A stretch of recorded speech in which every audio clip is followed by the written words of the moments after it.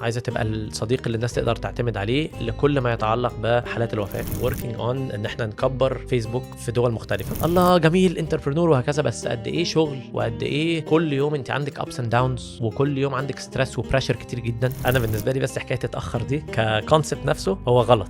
انا بقول لمامتي مثلا، بقول لها بصي بقى انا بفكر هبقى حنوتي. انا مش المفروض ان انا ابقى بشتغل في شركه بتقولي اعمل ايه، انا لازم اعمل انا حاجه بنفسي. فانا بعتقد ان اكشلي لما بتبدا حاجات جديده هي بتبدا حياتك معاك. ما كانش الوقت مظبوط فقعدت افكر كتير امتى الوقت اللي بالنسبه لي انا هو ده الرايت تايم. ازاي اكرم الناس اللي بتتوفى عشان اسهل على اسرهم البروسيس دي، وفي نفس الوقت نكرمهم بطريقه صحيحه. بس طبعا ردود الفعل بقى اول ما قلت فعلا انا يا جماعه هسيب امريكا وهرجع مصر وهبقى حنوتي، بابايا بطل يكلمني.